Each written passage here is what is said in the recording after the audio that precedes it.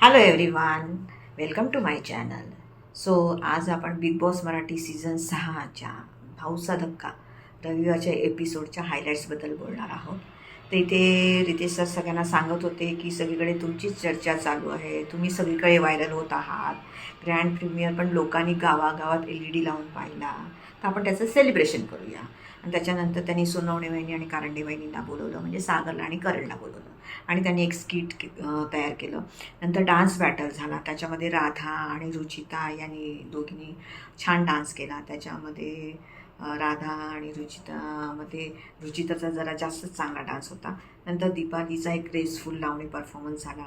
नंतर सचिन आणि प्राजक्तांनी चांगलं दोघांनी सुंदर गाणं गायलं. नंतर ते सर म्हणाले की बिग बॉस मराठी हे एक मंडळ आहे आणि आपण त्याच्या अध्यक्षपदासाठी आपण लोकांची निवड करूया. मग त्यांनी सागरला सरचिटणीस म्हणून बोलवलं. नंतर त्यांनी सांगितलं मला सगळंच कळतं. मग सगळ्यांनी विशालचं नाव घेतलं. भाषण कमी, उपोषण जास्त. ऑफकोर्स आयुषने उपोषण केलेलं, त्यामुळे आयुषचं त्याला ट्रॉफी देण्यात आली. फॅन्सच्या जीवावर उडणारा, सगळ्यांनाच माहिती आहे करण फॅन करत असतो, सो करणला मग ती ट्रॉफी देण्यात आली. जाऊ तिथे गाऊ हे याची ट्रॉफी सचिनना देण्यात आली. नुसती चर्चा नो मोर्चा हा सोनालीला ही ट्रॉफी देण्यात आली. आग लावा समोरच्याची आणि मजा बघा, तर सोनाली म्हणाली मीच आहे म्हणून, मी आग आहे तर मी आग लावणार, आणि सोनालीनीच ती ट्रॉफी स्वतःला घेतली. बस कट रहा है म्हणजे चल रहा है, म्हणजे काही करत नाही, लाईक दॅट वे. मग ते राकेश आणि रोशनला, या दोघांना तरी रडारड ग्रुपचे ॲडमिन हे सगळ्यांना माहिती आहे. तन्वी भांडण करते आणि नंतर रडत असे तर ते तन्वीला दिलं. नंतर भांडण सोडवा समितीचे अध्यक्ष हे राकेशला देण्यात आलं. नुसती बोंबाबोंब समितीचे अध्यक्ष सगळ्यांना माहिती आहे रुचिताची बोंबाबोंब चालू असते, त्यामुळे ते रुचिताला दिलं. आणि नंतर मग त्यांनी दुसरा टास्क आणला पिकनिक टू फिनालेचा. तर त्याच्यामध्ये त्यांनी एक गाडी मागवली, म्हणजे जस्ट ती आर्टिफिशियल गाडी होती, आणि त्याच्यामध्ये त्यांनी सांगितलं की एक ड्रायव्हर आहे आणि फिनालेला तुम्ही तुमच्याबरोबर कोणाकोणाला बघताय, तर त्याप्रमाणे त्यांनी सांगितलं. नंतर ड्रायव्हर म्हणून त्यांनी पहिला दिव्याला बोलवलं. दिव्यानी सागर, राकेश, आयुष, दीपाली यांची नावं घेतली. मग राकेशला बोलवलं ॲज अ ड्रायव्हर. मग त्यांनी सागर, प्राजक्ता, दीपाली, दिव्या अशी नावं घेतली. प्रभूला बोलवलं. प्रभूने सोनाली, दिव्या, दीपाली, सागरला बोलवलं आणि सोनालीला बोलवलं. नंतर सोनालीने करण, तन्वी, प्रभू, ओंकारला बोलवलं. नंतर लास्टला रोशनला बोलवलं. त्याने मग रुचिता, विशाल, तन्वी आणि सचिनला बोलवलं. आणि त्याने सगळ्यांच्या सेल्फी काढायला सांगितल्या आणि ते म्हणे आम्ही फिनालेच्या वेळी बघूया की ह्याच्यातलं कोण कोण फिनालेला असणार आहे. नंतर मग रितेश सर म्हणाले की चावी कोणी सोडली, तर ते आपण बघूया. तर पण त्यांनी सांगितलं की चावी कोणी चोरली हे मी तुम्हाला नाही सांगणार, हे आम्ही प्रेक्षकांना दाखवू की चावी कोणी चोरली. आणि नंतर मग दाखवणार त्याला अनुश्रीनी चावी चोरली. अरे बापरे, सगळ्यांना वाटत होतं, करणचे हावभाव बघून, त्याचे फेस एक्सप्रेशन्स बघून म्हणजे असं वाटत होतं की करणनीच चोरली की काय. पण इथे तर दिसलं की अनुश्रीनी चोरली. म्हणजे कळलं नाही अनुश्रीनी का चावी चोरली, कारण ती चावी तर बाद झाली, म्हणजे काही ती कामाची तर नव्हती. चोरण्यात काय अर्थ. तर तिला असं वाटलं की करणनी जशी रुचिताची चावी घेतली तशी हिनी जर चावी घेतली तर हिला काहीतरी फायदा होईल. नो, मग का घेतली कळलं नाही ते लॉजिक. नंतर मग त्यांनी चुगली दार उघडलं. इथे सांगितलंच आहे ना, सगळीकडे दारच दार आहे, तर मग एक नवीन दार उघडलं, चुगली दार.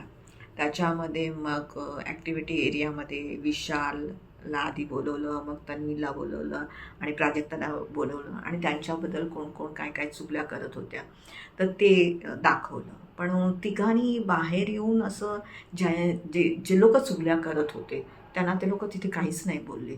ते म्हणाले आम्ही नंतर बघू.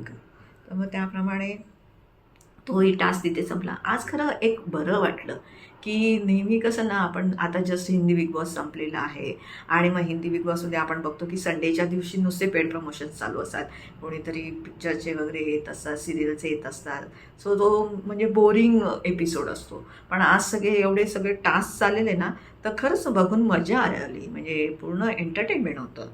नंतर मग त्यांनी सांगितलं उघडणार आहे सगळ्यात मोठं दार, म्हणजे ऑफकोर्स एलिमिनेशनचं दार. कारण संडेला सगळ्यांनाच माहिती आहे एलिमिनेशन असतं. मग ते जे नॉमिनेट झालेले आहेत त्यांना 3-3 जणांना बोलवलं. मग त्याच्यामध्ये पहिल्या बोलवलं सागर, दीपाली आणि करणला. नंतर त्यांनी सागर आणि दीपालीला सेफ केलं आणि करणला डेंजर झोनमध्ये ठेवलं. नंतर रुचिता, अनुश्री आणि दिव्याला बोलवलं. त्याच्यामध्ये अनुश्री आणि दिव्याला सेफ केलं आणि रुचिताला त्यांनी डेंजरमध्ये ठेवलं. नंतर रोशन, राधा आणि प्रभू यांना बोलवलं. तर रोशन आणि प्रभूला सेफ केलं आणि राधाला डेंजरमध्ये ठेवलं. असं प्रकारे मग राधा, करण आणि रुचिता हे बॉटम 3ला होते. मग त्यांना विचारलं की काय वाटतं तुम्हाला? तर राधा म्हणाली की मला गेमच कळला नाही. रुचिता म्हणते की जो पॉवर कीचा जो इश्यू झाला, तो जो मी वेंधळेपणा केला, मे बी म्हणून मी बॉटममध्ये आहे. आणि Karan as usual I really don't know तो कॉन्फिडंट आहे की ओव्हर कॉन्फिडंट आहे, त्याचा कळलं नाही. की तो बोलला की मी वाचू शकतो. सो ठीक आहे. रितेश शर्मारे सीझन 6 आहे, इथे ट्विस्ट फिक्स आहे. So very good rhyming. So या आठवड्यात घराबाहेर कोणी जाणार नाही आणि त्यांनी सांगितलं की या आठवड्यात कोणीही घराबाहेर जात नाही आहे.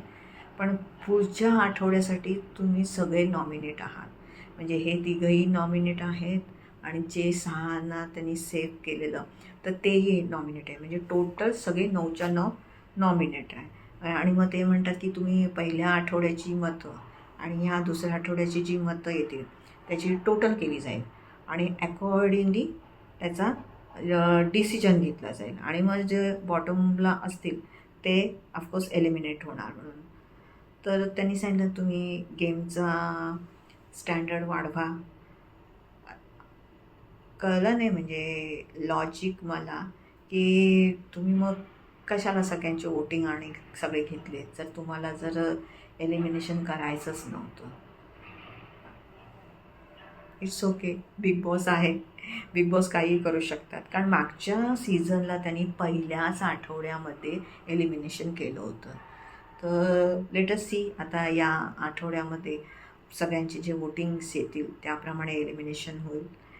आता त्यांनी दाखवले प्रोमोमध्ये उद्या उघडणार आहे अजून काही दारं आणि सीझन 6 आहे, एंटरटेनमेंट फिक्स आहे, काहीतरी उलटापुलटा रूम परत नवीन उघडला जाणार आहे. Let us see. भेटूया आपण पुढच्या एपिसोडमध्ये. थँक्यू.